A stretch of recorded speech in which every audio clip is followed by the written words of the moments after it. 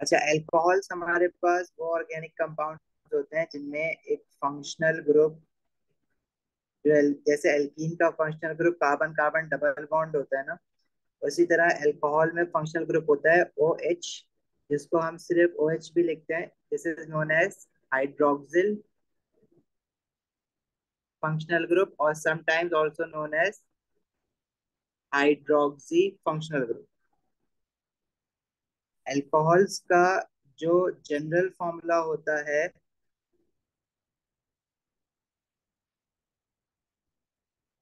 ACnH2n+1 OH। This is the general formula for alcohols. अच्छा, अब homologous series of alcohols की हम बनाएंगे जैसे एल्केन और एल्कीन की बनाई थी। पहले नेम देखेंगे अल्कोहल्स का, then there molecular formula,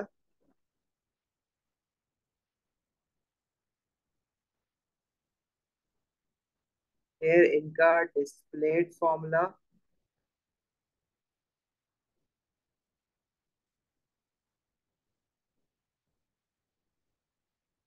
then their structure formula, और इनकी स्टेट। अल्कोहल जो है वो पहले अल्कोहल से ही लिक्विड होता है रूम टेम्परेचर पे। अब जैसे नाम क्या होगा पहले अल्कोहल का, जैसे मीथेन होता है ना, एल्केन, इसके वन कार्बन एटम वाला एल्केन, तो इसके आखिर का एक ई हटा के हम लगा देंगे ओ एल, ये बन जाएगा मीथानॉल। मॉलिक्यूलर फॉर्मूला कैसे बनाएंगे, एन की जगह पे we have one carbon atom, तो एन की जगह पे जब हम वन रखेंगे, methanol, meth means one carbon atom, N की जगह पे जब वन रखेंगे तो ये बन जाएगा इसका फॉर्मूला C1। और देखो ये है ना general formula, CnH2n+1 N O H अलग से ही करके लिखेंगे, आखिरी वाला हाइड्रोजन भी, ताकि अलग से ही पता लगे कि अल्कोहल है। एन की जगह पे वन आ गया तो कार्बन तो वन हो गया, हाइड्रोजन कितना हो जाएगा, 2 × 1 + 1, तो CH3OH। डिस्प्लेट फॉर्मूला इसका कैसे होगा, एक कार्बन, इसके साथ तीन हाइड्रोजन है और आगे एक ऑक्सीजन, और ऑक्सीजन के साथ एक और हाइड्रोजन लगा हुआ है, तो this is the डिस्प्लेट formula. Structure formula है CH3OH, और इसकी जो स्टेट है रूम टेम्परेचर पे, दैट इज लिक्विड। क्लियर है यहाँ तक, किसी को कुछ पूछना है? सर मॉलिक्यूलर फॉर्मूला और स्ट्रक्चर फॉर्मूला में कोई फर्क नहीं? हाँ, मिथेनॉल के मोलिकुलर फॉर्मूला स्ट्रक्चर फॉर्मूला में कोई फर्क नहीं होगा। इसी तरह सेकंड कार्बन, दो कार्बन एटम वाला अल्कोहल जो है, दिस इज इथेनॉल। इसको हम, जैसे इथेन होता है ना, तो इथेन के आखिर का ई हटा के ओ एल लगा दो, तो वो नाम बन जाएगा सेकेंड एल, दो कार्बन एटम वाले अल्कोहल का, that is ethanol. It's molecular formula would be, if you put 2 in place of n, so C2, 2 into 2 plus 1 OH, so this will be C2H5OH। इसमें दो कार्बन एटम्स हैं और OH अलग से लिखेंगे, first carbon atom के साथ दो हाइड्रोजन और सेकंड कार्बन एटम के साथ तीन हाइड्रोजन। इसका स्ट्रक्चर फॉर्मूला CH3CH2OH, और ये भी रूम टेम्परेचर पे लिक्विड होगा।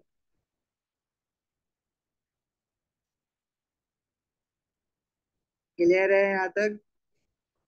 थर्ड अल्कोहल का नाम, तीन कार्बन एटम वाले अल्कोहल का नाम प्रोपेनॉल, ई हटा के प्रोपेन में हम आखिर में ओएल लगा देंगे तो प्रोपेनॉल।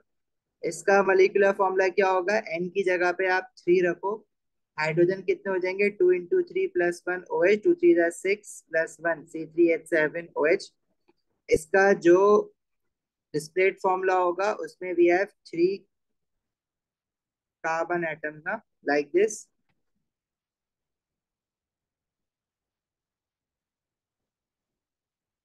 और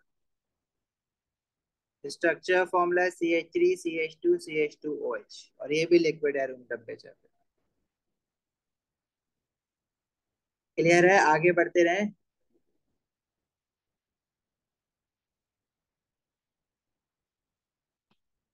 प्रोपेनॉल के बाद जो अल्कोहल आएगा फोर कार्बन एटम वाला, डेट इज जैसे ब्यूटेन होता है तो उसके आखिर का ई हटा के क्या लगा देंगे, ओ एल। तो ब्यूटेनॉल, मॉलिक्यूलर फॉर्मूला एन की जगह पे फोर रखेंगे तो 2 4 8 +1 9 OH। इसका जो डिस्प्लेट फॉर्मूला होगा उसमें होंगे फोर कार्बन एटम्स।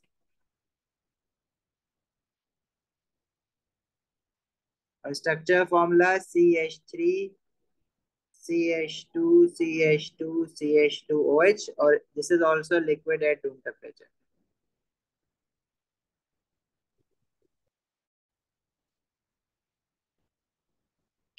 सही है भाई, आगे बढ़े। फिफ्थ एल्कोहल इज, जैसे पेंटेन होता है तो ई हटा के ओएल लगा देंगे, पेंटानॉल। 5 कार्बन एटम वाला एल्कोहल है ये। एन की जगह पे जो जनरल फॉर्मूला है एल्केन का, CnH2n+1 OH, एन की जगह पे हम 5 रखेंगे। 2 × 5 +1 OH, 2 5 = 10 +1 11 OH। और डिस्प्लेट फॉर्मूला इसका 5 कार्बन एटम वाला कुछ इस तरह से दिखेगा।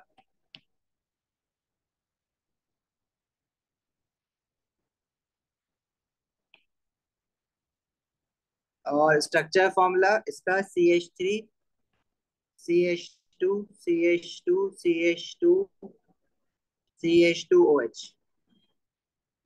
This is of course also liquid at room temperature.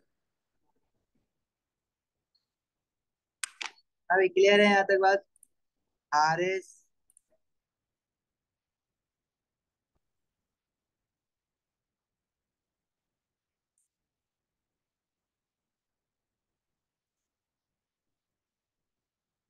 Methanol पे से दिखा दूं?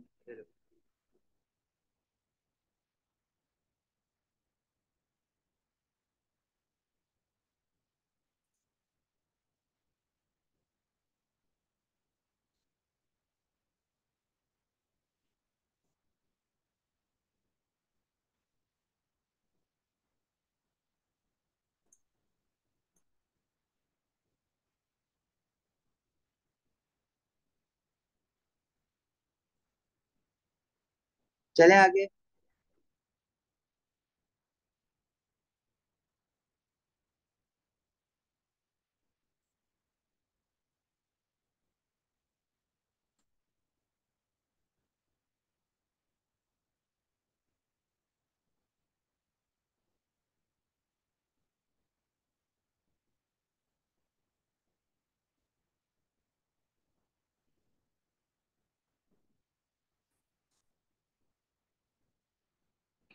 अच्छा, आइसोमेरिज्म इन अल्कोहल देख लेते हैं।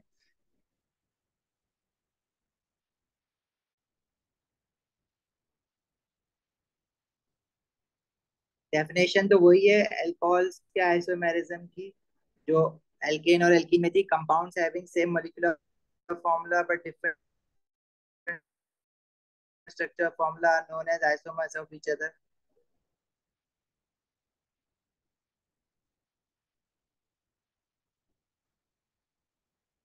Having,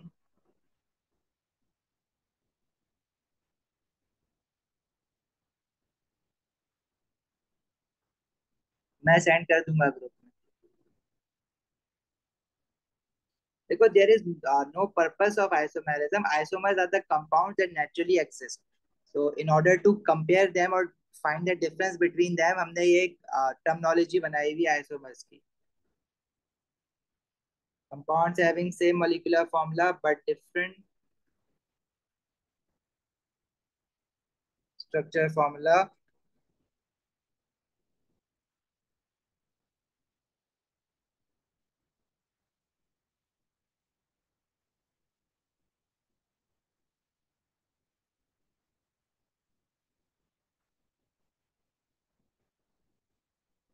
अच्छा, अब जैसे, अच्छा आइसोमेरिज्म में फॉर एग्जांपल जैसे हम लोगों ने ब्यूटेन के आइसोमर देखे थे।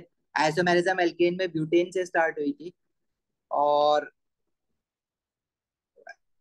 एल्कीन में भी ब्यूटीन से स्टार्ट हुई थी, लेकिन एल्कीन में हमने प्रोपीन का भी आइसोमर्स देखा था, बाद में साइक्लोप्रोपेन जो था।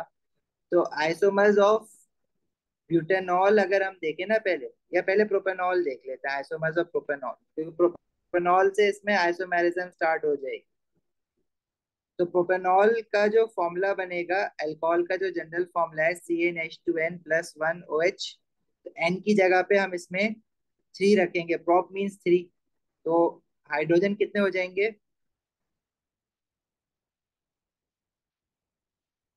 फॉर्मूला बन जाएगा C3H7OH।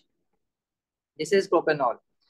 अब देखो प्रोपेनॉल का फर्स्ट आइसोमर ये हो सकता है कि अगर कार्बन हमारा first OH hydroxyl functional group, if it is attach to first carbon atom, तो ये जो प्रोपेनॉल है ना, इसको हम एक अलग नाम देंगे। जैसे अगर मैं नंबरिंग करूं कार्बन एटम्स की, ठीक है, तो फर्स्ट कार्बन एटम पे OH अटैच्ड है, तो इसको हम कहेंगे दिस इज प्रोपेन। प्रोपेन ई नहीं लिखेंगे, बस प्रोपेन वन ऑल। इसी तरह प्रोपेनॉल का दूसरा आइसोमर जो बनेगा वो इस तरह से बनेगा कि मैं हाइड्रोक्सिल फंक्शनल ग्रुप को instead of putting it on first carbon atom second carbon atom पे लगा, क्योंकि ये दोनों अलग अलग स्ट्रक्चर्स हैं। अगर मैं पहले वाले स्ट्रक्चर को फ्लिप करूंगा तो सेकंड वाला स्ट्रक्चर नहीं बनेगा, क्योंकि पहले वाले स्ट्रक्चर में हाइड्रोक्सिल फंक्शनल ग्रुप या OH जो है वो फर्स्ट कार्बन पे है, और दूसरे वाले स्ट्रक्चर में हाइड्रोक्सिल फंक्शनल ग्रुप या OH जो है वो सेकंड कार्बन पे है। इसका नाम होगा propan two ol, and these two structures are isomers of each other. चाहिए इनके नाम भी याद रखना है।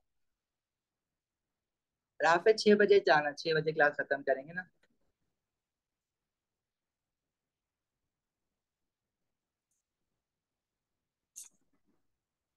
इसी तरह प्रोपेनॉल का एक आइसोमर और बन सकता है, जैसे हमने एल्कीन के आइसोमर साइक्लोएल्केन्स बनाए थे।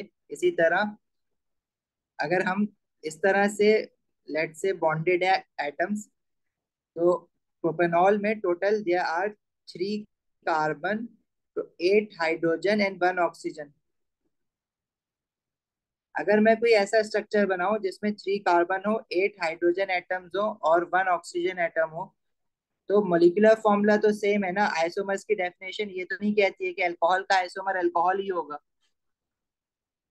अगर मोलिकुलर फॉर्मूला सेम है, स्ट्रक्चर डिफरेंट है, तो molecular isomers of each other. Like propanol के अलावा मैंने एक ना 3 कार्बन ऐसे लगाए, first carbon has 3 hydrogen atoms, second carbon has 2 hydrogen atoms, and third carbon has 3 hydrogen atoms. तो there total of 8 hydrogen atoms and 1 oxygen atom. दोनों एक ही ऑक्सीजन दो बॉन्ड बनाते हैं, दोनों बॉन्ड बने हुए हैं इसके। तो ये भी जो है एक आइसोमर काउंट होगा एल्को प्रोपेनॉल का।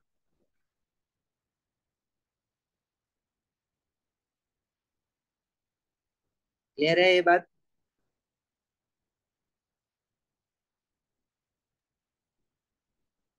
आगे बढ़े, कॉपी कर लिया?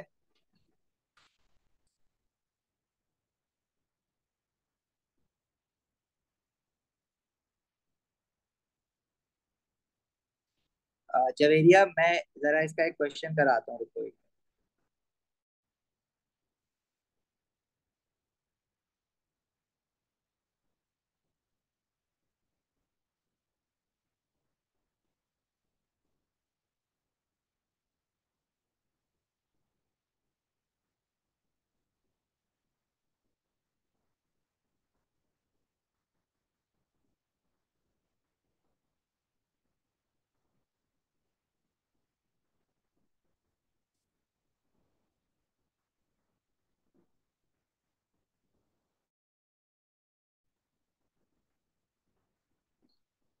देखो इसमें कह रहा है compound known in industry as MTBE is used as an additive in lead free petrol. The structure formula of MTBE is shown.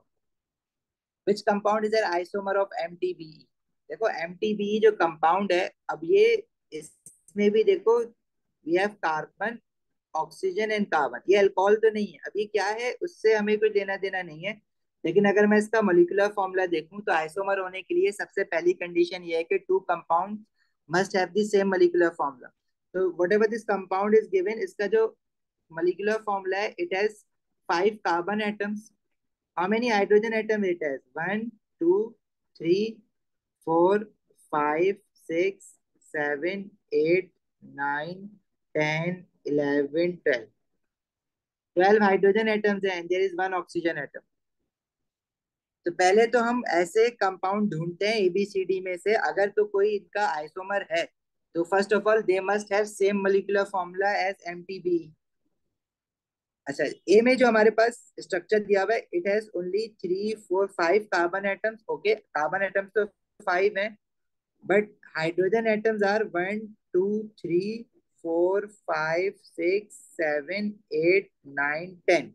Only 10 hydrogen atoms, 12 hydrogen atoms तो नहीं है। तो क्या ये किसी भी तरह एमटीबीई का आइसोमर हो सकता है? नहीं हो सकता, बिकॉज इसका मोलिकुलर फॉर्मूला ही सेम नहीं है। तो सबसे पहली कंडीशन तो यह है कि compound must have same molecular formula, वही सेम नहीं है। तो ए तो हटा देंगे। बी में भी देखो यही प्रॉब्लम है, बी में कार्बन कितने हैं? 1 2 3 4, और हमारे वाले एमटीबी में 5 कार्बन है, तो ये भी नहीं हो सकता। सिमिलरली अगर मैं ऑप्शन डी को देखूं तो डी में भी है 1 2 3 4 5 carbon atoms. Okay, but hydrogen atoms कितने हैं? 1 2 3 4 5 6 7 8 9 10। Again we are short of hydrogen atoms in this compound D, तो डी भी नहीं हो सकता। अब सी को देखते हैं। सी में वी हैव 5 कार्बन, मतलब आंसर तो सी बचा हमारे पास, लेकिन इसमें कार्बन एटम 5 है। हाइड्रोजन काउंट करो कितने, तो वी हैव 1 2 3 4 5 6 7 8 9 10 11 12। तो they are total of 8 hydrogen in option C and one oxygen. तो मॉलिक्यूलर फॉर्मूला सेम है। अच्छा, स्ट्रक्चर कैसे डिफरेंट है इसका देखो। हमारे ऊपर वाले स्ट्रक्चर में अल्कोहल नहीं बना हुआ, वो जो COC बना हुआ है, लेकिन नीचे सी में COH है। तो COH जो है वो अल्कोहल है, और COC जो है वो फंक्शनल ग्रुप हमें याद नहीं करना, लेकिन मैं ऐसे ही आपकी नॉलेज के लिए बता देता हूँ, ये ईथर होता है। ईथर जो थिनर में यूज होता है ना, नेल पॉलिश रिमूवल या वो फर्नीचर पे पॉलिश जिससे करते हैं, दैट इज थिनर। तो ये स्ट्रक्चर्स डिफरेंट है क्योंकि फैमिली डिफरेंट है, लेकिन क्योंकि molecular formula सेम है and they have different structures, one is alcohol and one is not alcohol, so these two are considered to be isomers of each other. So for any two compounds to be isomers of each other, they must have same molecular formula first, then you will go on and see the structures. सही है जवेरिया, बाकी लोगों को समझ आ गया?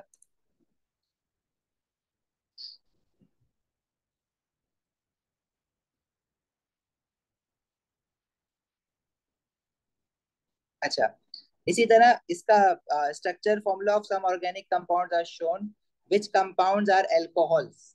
तो देखो, alcohol होने के लिए जरूरी है कि you have carbon and OH bond.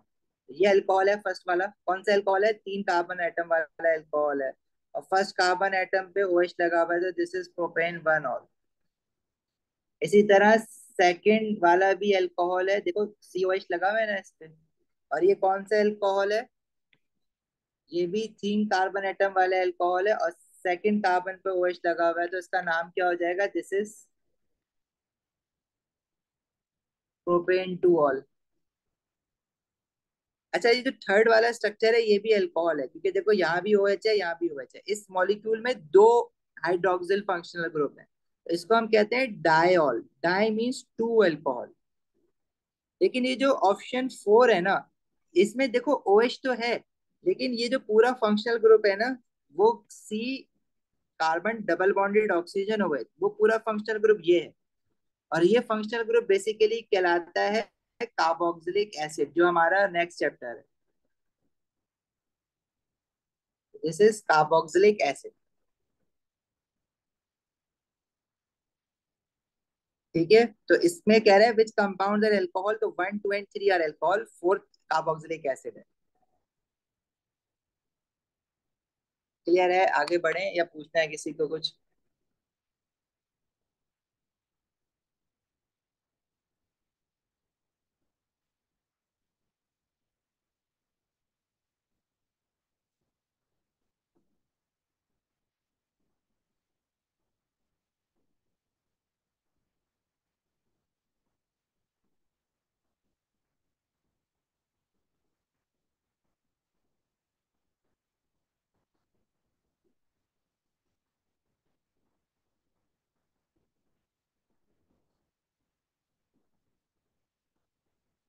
अच्छा, ये अगर कॉपी नहीं किया ना तो ये मैं भेज देता हूँ, कर लेना कॉपी सारा। हैंड आउट भी मैं सेंड कर रहा हूँ आपको अल्कोहल्स का।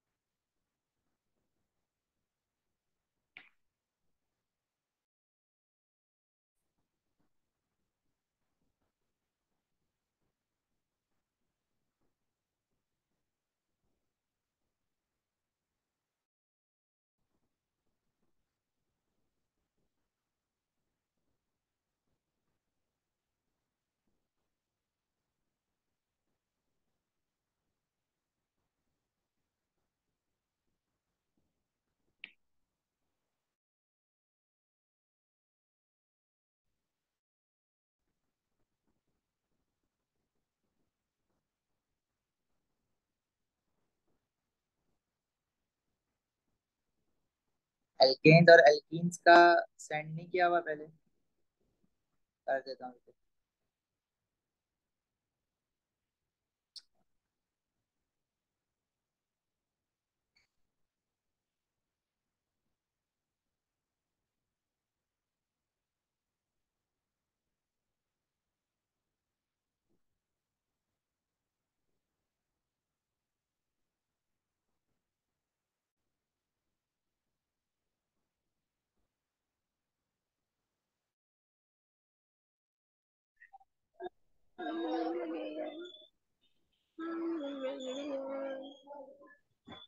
अच्छा, फिजिकल प्रॉपर्टी और अल्कोहल में एक बड़ा डिफरेंस ये है कि alkanes and alkenes are water insoluble. Vania कुछ पूछ रहे हो?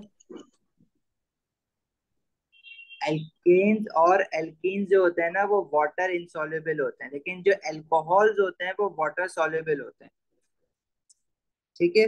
तो alcohols are water soluble whereas एज एल्केन्स और एल्कीन्स आर वाटर इनसॉल्युबल। तो ये बात याद रखना है। तो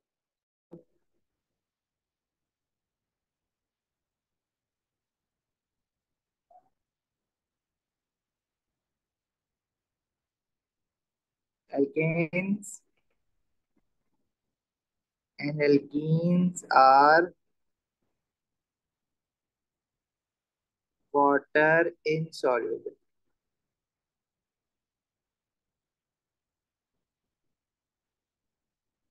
अच्छा, बाकी फिजिकल प्रॉपर्टीज अगर हम देखें तो जैसे बाकी होमोलोगस सीरीज थी एल्केन और एल्कीन की, वैसे अल्कोहल्स की भी है। The melting point and boiling point increases as the molecule becomes heavier, which increases the force of attraction between the molecules down the homologous series. इनका भी जो सेम केमिकल प्रॉपर्टीज होती हैं, they have physical properties gradually changes down the series. It means अगर if we see ethanol, उसका formula है CH3OH।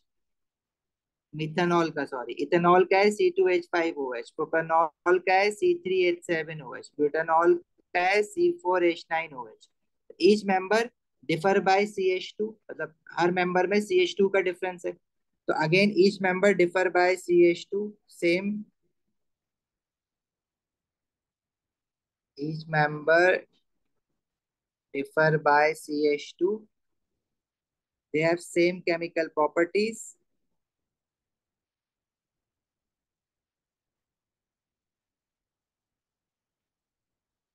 same general formula।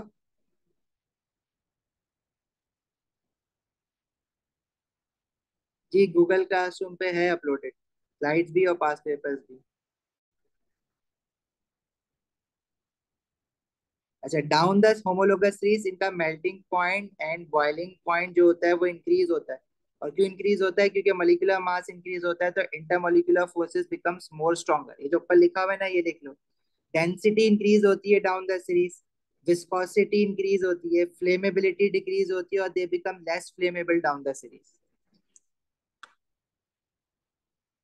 तो ये सारी बातें लिख लो जो अभी हमने हैंडआउट के ऊपर लिखी है, एटलीस्ट वो तो तुम्हारे पास होना चाहिए।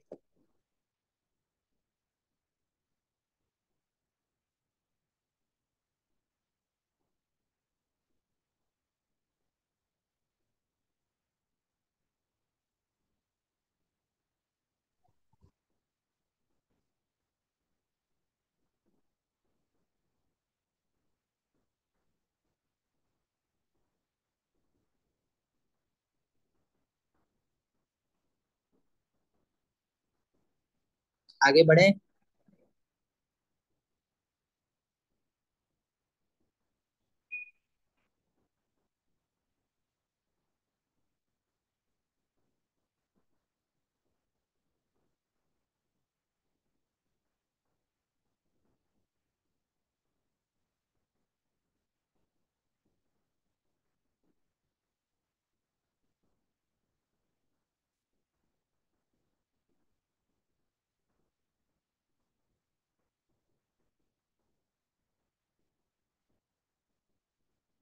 ध्यान, आगे बढ़े, जल्दी बताओ।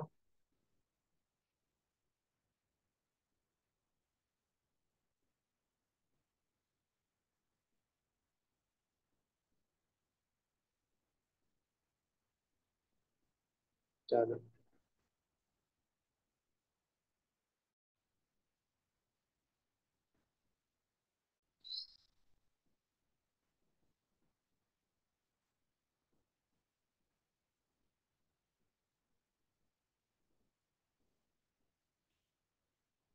चलो इसका भी आंसर बता दो साथ साथ। This is the structure of propane one ol. Which of the following is an isomer of propane one ol? Propane one ol में we have three carbon atoms. C होता है ना, C3H7OH। टोटल कार्बन थ्री है, total hydrogen eight है, और oxygen one है। तो सबसे पहले तो देखो कि मोलिकुलर फॉर्मूला किसका सेम है। ए में तो थ्री कार्बन एटम्स हैं, ओके, बट हाइड्रोजन कितने हैं? 1 2 3 4 5 6। हाइड्रोजन तो एट नहीं है, तो ए तो नहीं हो सकता। इसी कार्बन, कार्बन तो थ्री है लेकिन हाइड्रोजन कितने हैं? 1 2 3 4 5 6 अगेन। हाइड्रोजन एट नहीं है, बी भी नहीं हो सकता। डी में भी यही प्रॉब्लम है, 1 2 3। तीन कार्बन है बट हाइड्रोजन जो है 1 2 3 4 5 6, एट हाइड्रोजन नहीं है, तो डी भी नहीं हो सकता। तो सी बचा। जैसे सी अभी हमने बनाया भी था, it has three carbon, eight hydrogen and one oxygen.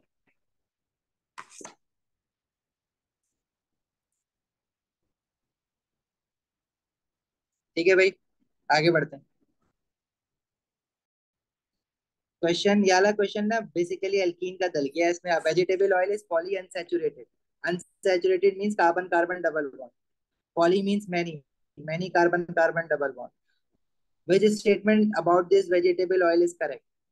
It has double bonds between carbon and, carbon और हाइड्रोजन के बीच में डबल बॉन्ड नहीं होते, कार्बन कार्बन के बीच में डबल बॉन्ड होते हैं, तो ये गलत है। It reacts with hydrogen to form a solid compound. हाँ, this is correct because when vegetable oil reacts with hydrogen, तो डबल बॉन्ड खत्म होते हैं, कम हो जाते हैं, और मार्जरीन मेकिंग वाला ना एल्केन बन जाता है। D is correct. It react with steam to form margarine. Alkene steam के साथ रिएक्ट करके अल्कोहल बनाता है, हाइड्रोजन के साथ रिएक्ट करके मार्जरीन बनाता है। It turns aqueous bromine from colourless to brown. वो ब्राउन टू कलरलेस होता है, कलरलेस टू ब्राउन नहीं करता। यस, हाइड्रोजन और ऑक्सीजन अलग अलग लगा सकते हैं फॉर्मूला में, लेकिन अगर आप अल्कोहल लिख रहे हो ना, तो बेटर होता है कि आप OH साथ लिखो अल्कोहल का, ताकि वो देखते ही फॉर्मूला पता लगे कि अल्कोहल की बात चल रही है।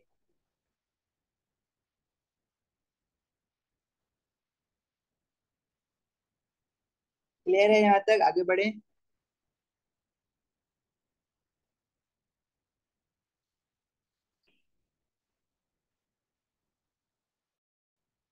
अच्छा, formation of ethanol. Ethanol is most commonly used alcohol because it is used for drinking purposes. जो पीने वाला अल्कोहल होता है वो इथेनॉल ही होता है ना।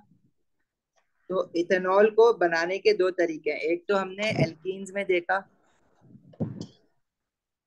जी फबिया, कुछ पूछ रहे हो?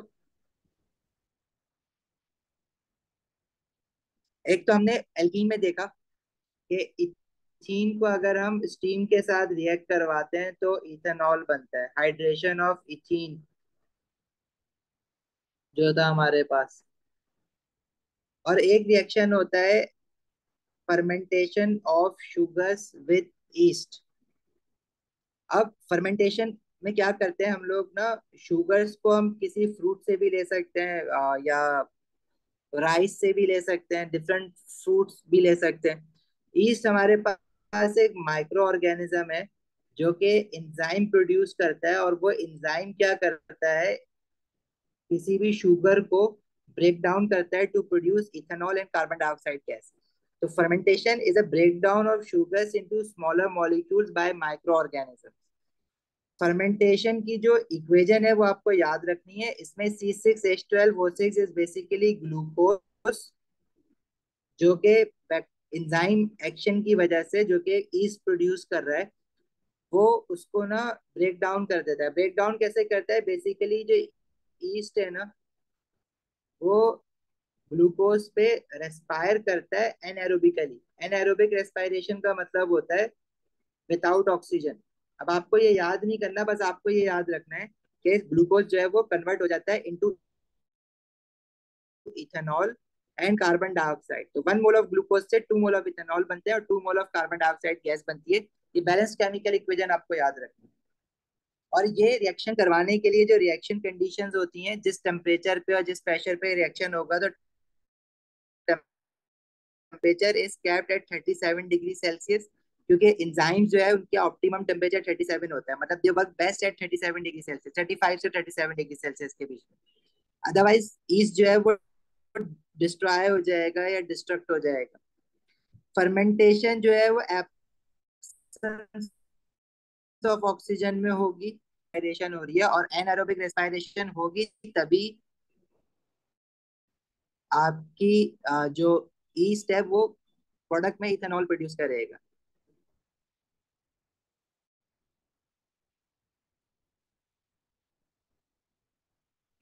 इसी तरह कार्बन डाइऑक्साइड इस रिएक्शन मिक्सचर में जो प्रोड्यूस हो रही है उसको हम लाइम वाटर के साथ रिएक्ट करके रिमूव करते हैं। अल्कोहल, देखो ग्लूकोज जो हम लेंगे ना वो एक्वस कंडीशंस में लेंगे, मतलब एक्वस या wet conditions is required for fermentation. पानी में डिसॉल्व करके हम उसमें ईस्ट डालेंगे। ईस्ट बेसिकली जिसको हम खमीर भी कहते हैं ना, जो ब्रेड बनाने के लिए और पिज्जा डो बनाने के लिए भी यूज होता है, वही चीज है। अल्कोहल जो बनेगा ऑब्वियसली क्योंकि ये वाटर के अंदर बन रहा है, तो अल्कोहल को वाटर में से सेपरेट करने के लिए we will do fractional distillation या हम experimentally जो solution का pH है should be neutral. Neutral means pH should stay about 7 for fermentation to take place. और जो इथेनॉल बना है अगेन वो तो बात हो गई कि उसको हम सेपरेट करेंगे बाय फ्रैक्शनल डिस्टिलेशन। तो ये सारे पॉइंट्स याद रखना है आपको अबाउट।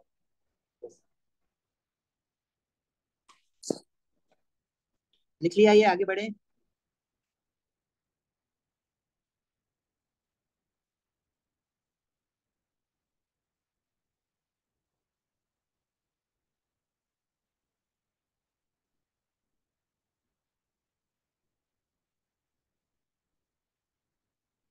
गाइस, आरिफ बस 15 मिनट और रुक जाओ, पे जाना।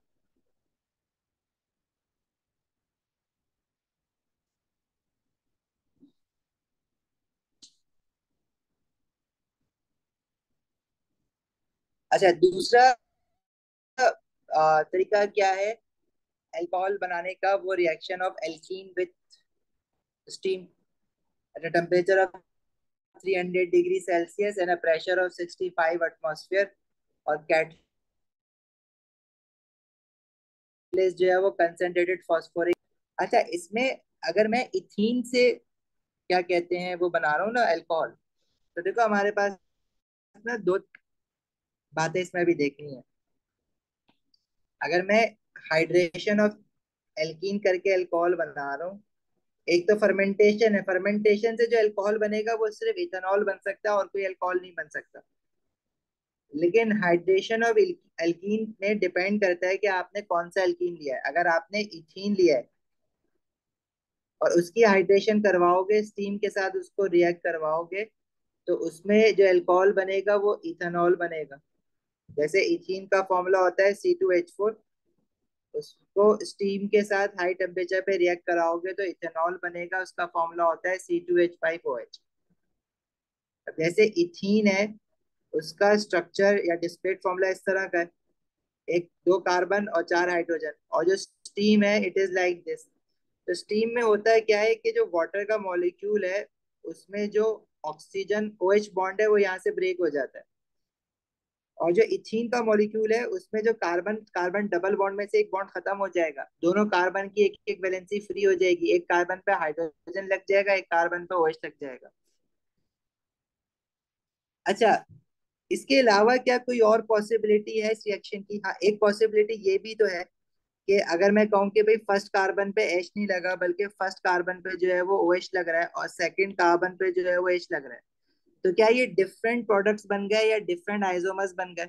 अगर आइसोमर्स डिफरेंट होंगे तो प्रोडक्ट्स भी डिफरेंट होंगे। तो ये डिफरेंट आइसोमर्स नहीं है, दीज आर आइडेंटिकल मॉलिक्यूल्स। और ये आइडेंटिकल मॉलिक्यूल्स क्यों है? क्योंकि अगर मैं ऊपर वाले को फ्लिप करके रखूंगा तो नीचे वाला बन जाएगा ना। These are identical molecules.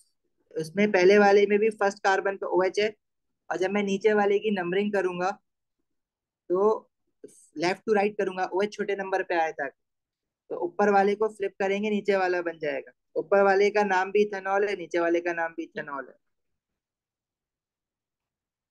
लेकिन अगर यही रिएक्शन हम करवाते प्रोपीन के साथ, जैसे अभी तो हमने इथीन के साथ करवाया ना, यही रिएक्शन अगर हम प्रोपीन के साथ करवाते तो प्रोपीन का फॉर्मूला है C3H6, तो प्रोडक्ट में क्या बनता है? C3H7OH, प्रोपानॉल। जैसे प्रोपीन, और ये बनाता प्रोपानॉल। अब प्रोपानॉल, प्रोपीन में फर्स्ट और सेकंड कार्बन के बीच में डबल बॉन्ड होता है, उसका स्ट्रक्चर कुछ इस तरह का होगा। अब जब हाइड्रेशन होगी तो डबल बॉन्डेड कार्बन में से डबल बॉन्ड खत्म हो जाएगा, किसी एक कार्बन पे H लगेगा और दूसरे कार्बन पे OH लगेगा। तो अगर मैं कहूँ कि फर्स्ट कार्बन पे हाइड्रोजन लगा है, दूसरे कार्बन पे OH लगा है, और एक बार ऐसा हुआ कि फर्स्ट कार्बन पे OH लगा और दूसरे कार्बन पे हाइड्रोजन लगा, तो क्या ये दोनों भी आइडेंटिकल मॉलिक्यूल्स हैं? These two are different structures. क्यों? क्योंकि फर्स्ट मॉलिक्यूल में OH जो है वो सेकंड कार्बन पे है, और उसका नाम क्या बनेगा? This is propane two all. और सेकंड मॉलिक्यूल में OH जो है वो फर्स्ट कार्बन पे है, और उसका नाम क्या होगा? This is propane one all.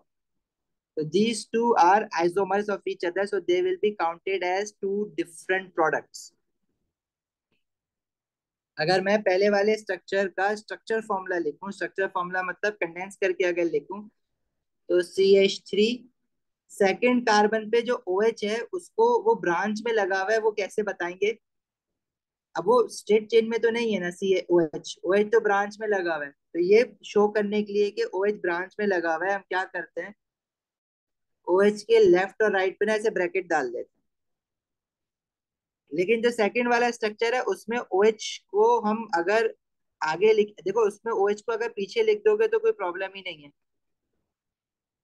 लेकिन अगर तुमने OH को उसमें बीच में लिख दिया, यहाँ पे CH2 के बाद OH को लिख दिया है, तो फिर वो OH नीचे की तरफ लगा हुआ है, कार्बन चेन में कंटिन्यू नहीं हो रहा, वो शो करने के लिए आप इधर भी ब्रैकेट डाल सकते हो।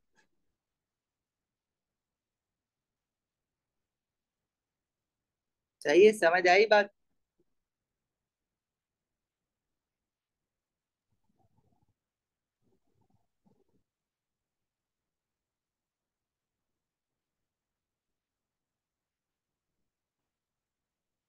आगे बढ़े।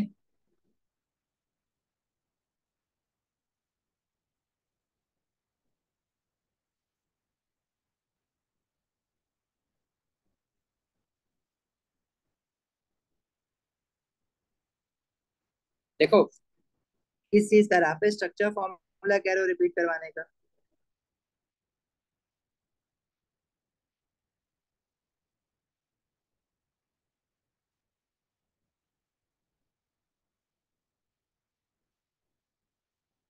देखो, एक स्ट्रक्चर हमारे पास ये है ना, डिस्क्रीट फॉर्मूला, इसका मैं कह रहा हूँ कि स्ट्रक्चर फॉर्मूला लिखो। तो स्ट्रक्चर फॉर्मूला कैसे लिखोगे आप?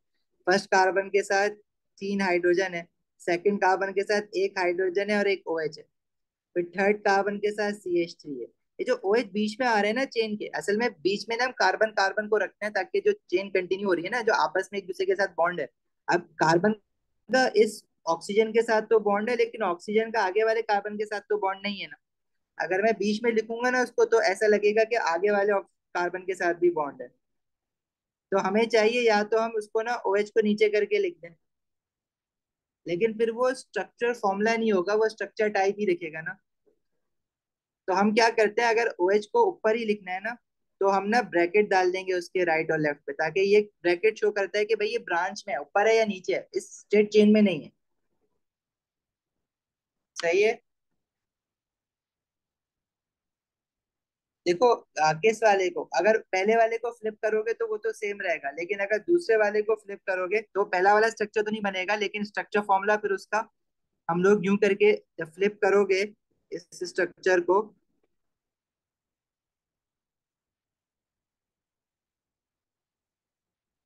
तो वो फिर कुछ इस तरह का दिखेगा ना।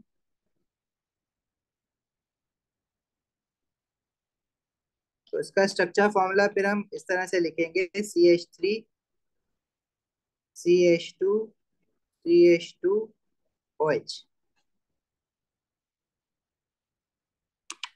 ठीक है।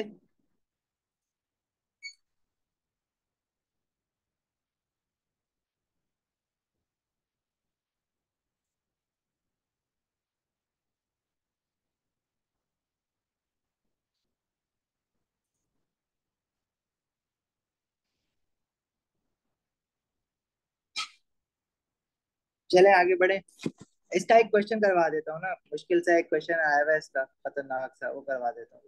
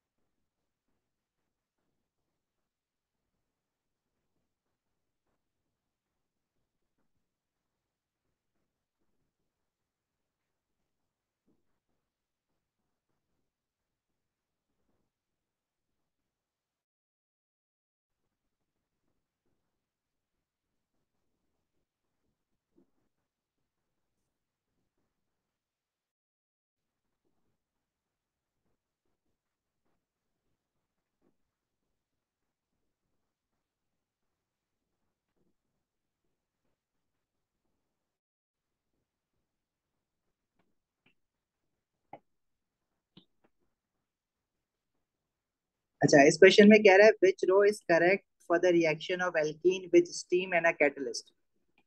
देखो, अगर एल्कीन हमारे पास ये वाला है, दिस इज प्रोपीन, तो इससे क्या एक ही तरह का अल्कोहल बन सकता है या दो तरह के बन सकते हैं? देखो, अगर मैं इसमें, वो कह रहा है कि स्टीम डाली है, मतलब हाइड्रेशन करवाई है, इससे जो एल्कीन बन सकते हैं वो दो तरह के बन सकते हैं, जैसे अभी हमने बनाया है ना। एक तो ये बन सकता है जिसमें फर्स्ट कार्बन पे अगर एच लग गया है तो सेकंड कार्बन पे OH लग जाए, डबल बॉन्ड में से एक बॉन्ड खत्म होगा। एक तो स्ट्रक्चर इसमें ये बन सकता है। और दूसरा प्रोडक्ट क्या बन सकता है कि अगर फर्स्ट कार्बन पे एच लगा है तो सेकंड कार्बन पे OH लग जाए, जैसे CH3 CH2 CH2OH, एंड जैसे CH3 CH, अब ब्रैकेट में OH लगाना पड़ेगा इसमें क्योंकि बीच में आ रहे हैं ना, और CH3। तो ये दोनों अलग अलग प्रोडक्ट है ना, पहला वाला, ऊपर वाला प्रोपेन वन ऑल है, और नीचे वाला सेकंड कार्बन पे OH लगा हुआ है, तो this is propane two ol.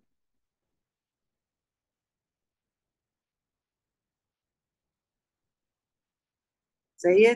तो इसमें इसने ना सिर्फ प्रोपेन टू ऑल बनाया हुआ है और इसके साथ ओनली लिखा हुआ है, तो ये ओनली गलत लिखा हुआ है ना। They are two products, propan one ol and propan two ol. तो ये गलत हो गया इसलिए, क्योंकि ओनली यहाँ पे गलत बन रहा है, क्योंकि यहाँ पे दो तरह के प्रोडक्ट बन रहे हैं।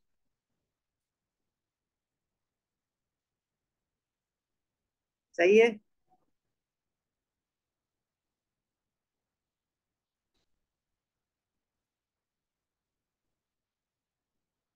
आगे, अच्छा आगे वाला देखो, आगे वाले में जो ओनली लिखा हुआ है वो सही है या गलत है?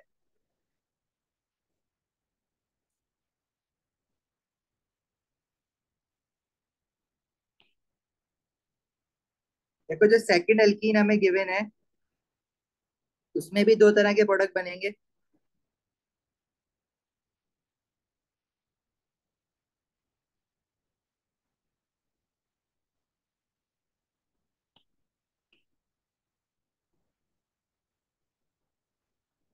एक तो ये CH3, CH2, CH2, तो हाइड्रोजन यहाँ लग जाए और OH यहाँ लग जाए। और दूसरा प्रोडक्ट क्या हो सकता है इसमें?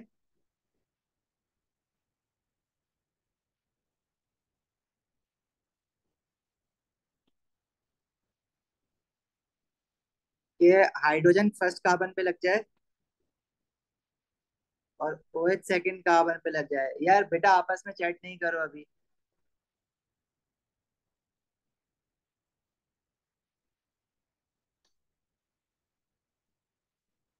अच्छा, इसमें स्ट्रक्चर स्ट्रक्चर फॉर्मूला पहले वाले का जो लिखोगे तो इस तरह से लिखोगे: CH3,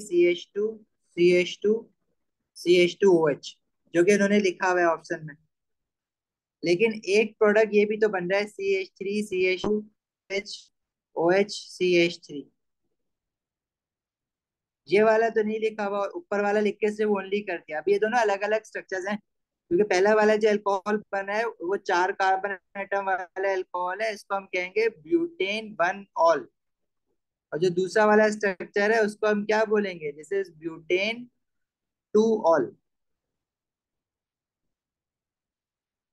ठीक है, और ये जिस एल्कीन से बना था, ये एल्कीन का क्या नाम है? एल्कीन इज ब्यूट 1 इन, क्योंकि फर्स्ट कार्बन पे डबल बॉन्ड है। लेकिन जो ऑप्शन सी है ना, ऑप्शन सी में जो एल्कीन यूज हुआ हुआ है, दिस इज ब्यूट 2 इन। अच्छा, इसको देख लेते हैं जरा, इसमें क्या चक्कर है।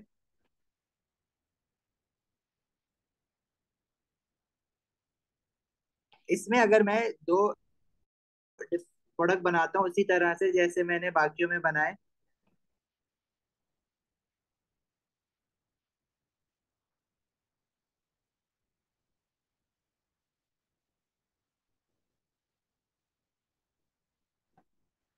देखो अगर हम फर्स्ट कार्बन के साथ, अब डबल बॉन्ड जब खत्म होगा तो किसी एक कार्बन के साथ H लगेगा और एक के साथ OH लगेगा। इसी तरह अगर इसको देखो, अगर मैं ऊपर वाले को फ्लिप करूं तो नीचे वाला बन जाएगा। मतलब इसमें जो है ना, ये दोनों डिफरेंट प्रोडक्ट काउंट नहीं होंगे। ऊपर वाले का स्ट्रक्चर फॉर्मूला जो आएगा वो इस तरह से लिखेंगे ना: CH, then OH, CH3। तो सर ये एक ही है? और जो नीचे वाला है वो भी, हाँ ये एक ही है, क्योंकि मैं ऊपर वाले को फ्लिप करूंगा दूसरा वाला बन जाएगा।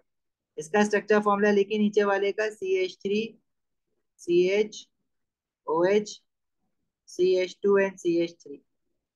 अब देखो, ये देखने में तुम्हें शायद लग रहा हो कि यार उसमें 3 कार्बन के बाद OH आ रहा है, इसमें 2 कार्बन के बाद OH आ रहा है।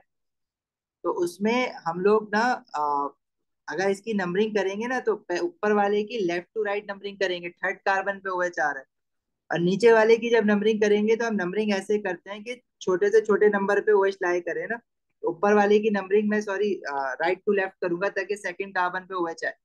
और नीचे वाले की नंबरिंग में लेफ्ट टू राइट करूंगा तो इसमें भी सेकंड कार्बन पे OH आएगा।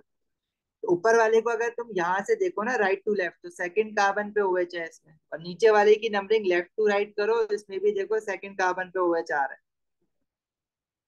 तो ये एक ही तरह का प्रोडक्ट है, तो इनमें से कोई भी एक लिख के ओनली लिख दो, ये बात सही है, क्योंकि ये एक ही तरह का प्रोडक्ट बन रहा है, इसमें एक ही आइसोमर बन रहा है।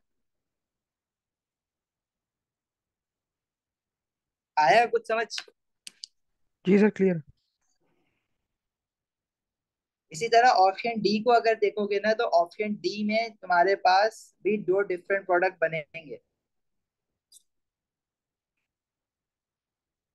ऑप्शन डी में जो एल्कीन है, ये देख लेते हैं जरा।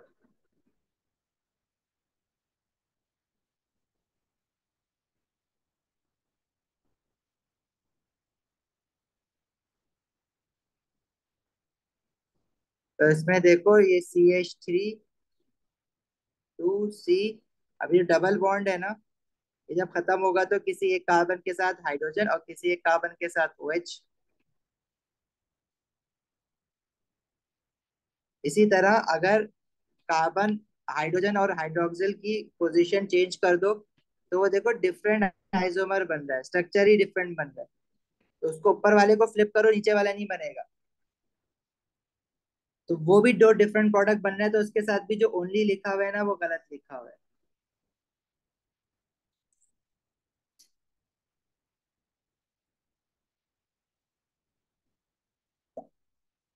ता अब ना ये क्वेश्चन अगर नहीं समझ आया ना तो फिजिकली समझ लेना इसको जब मिलोगे।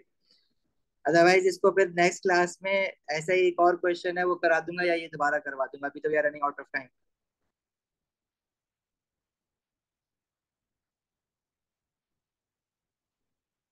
अच्छा, अल्कोहल्स का एक और रिएक्शन हमें देखना है, कंबशन रिएक्शन। कंबशन रिएक्शन वैसा ही है जैसे हमारे पास उसमें था एल्केन्स और एल्कीन्स में था कंप्लीट कंबशन होती है, यहाँ पर इनकम्प्लीट है, तो वो भी कार्बन डाइऑक्साइड एंड वाटर बनाता है। कंप्लीट कंबशन मतलब एक्सेस सप्लाई ऑफ ऑक्सीजन या सफिशिएंट ऑक्सीजन। इनकम्प्लीट कंबशन जब होती है तो कार्बन मोनोऑक्साइड बनती है जो कि टॉक्सिक गैस है। बस इतना याद रखना, कार्बन मोनोऑक्साइड इज पॉइजनस। अब जो कंबशन है ना उसकी बैलेंस केमिकल इक्वेशन बनाना सीखनी है, जैसे आपने एल्केन और एल्कीन की बनाई थी। बिल्कुल वही स्टेप्स हैं सारे। कोई भी अल्कोहल ले लो, कंप्लीट अल्कोहल की अच्छी खासी कंबशन हो जाती है। जैसे इथेनॉल है ना, वो एज अ फ्यूल भी यूज होता है, पेट्रोल की जगह वो भी डाला जा सकता है गाड़ियों में। देखो अगर हम इथेनॉल को बंद करेंगे which is C2H5OH, this is ethanol. If combusted with excess of oxygen, तो प्रोडक्ट में मुझे पता है कार्बन डाइऑक्साइड और वाटर दो चीजें बनेंगी। अब बैलेंसिंग हमने कैसे सीखी थी? बैलेंसिंग में हमने देखा था कि जितने number of atoms of carbon है वो मोल्स ऑफ कार्बन डाइऑक्साइड बन जाते हैं। तो C2 है तो 2 moles of carbon dioxide.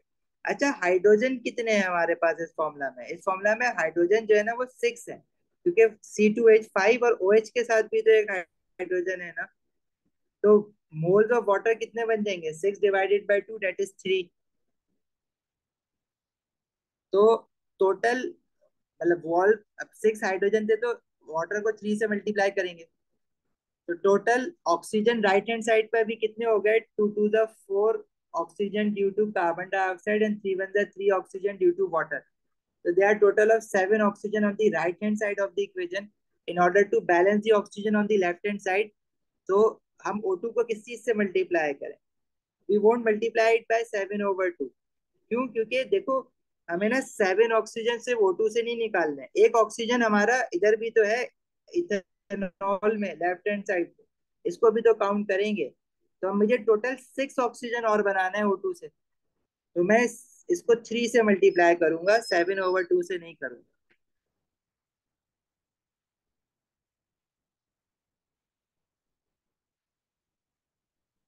Clear है ये बात?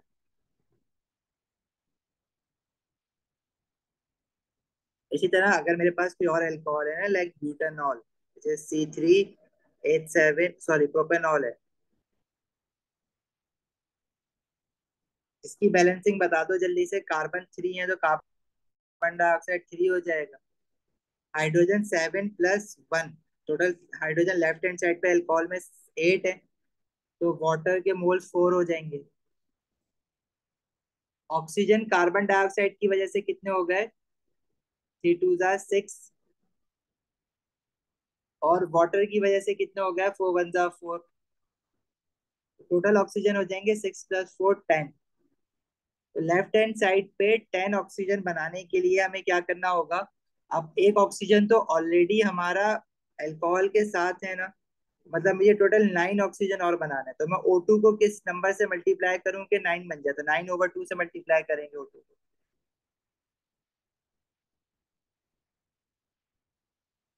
क्लियर है?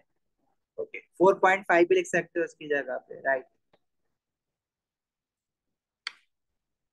Okay, so we are done with alcohol. Alcohol के ना दो रिएक्शन और है ऑक्सीडेशन वाला, वो हम कार्बोक्सिलिक एसिड में पढ़ेंगे। यूजेज ऑफ अल्कोहल आपको पता होने चाहिए। Alcohol as a organic solvent use होता है, अल्कोहलिक ड्रिंक्स में यूज होता है, एज अ प्रिजर्वेटिव यूज होता है, मतलब जो खाने को लॉन्ग लास्टिंग बनाता है, सड़ने से बचाता है। व्हीकल फ्यूल जो मैंने अभी बताया आपको। बस। अनस कौन सी स्लाइड कह रहे थे? ये तो देखो, हैंड आउट तो मैंने भेजा हुआ है, ये जो चीजें आपको मैंने एक्स्ट्रा लिखवाई हैं ये हाँ लिख लो। ये क्वेश्चन कह रहे हो तो ये वाला ये लिख लो।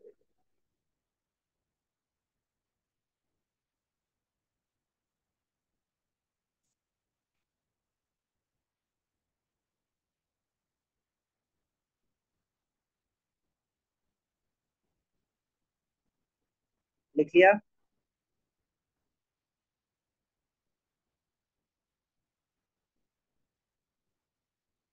बल्कि मैं पीडीएफ बना के भेज देता हूँ, जरा एक मिनट। हाँ, मेडिसिन के लिए एज अ सॉल्वेंट यूज होता है। बस ठीक है, जा सकते हो अभी आप लोग। खुदा हाफिज।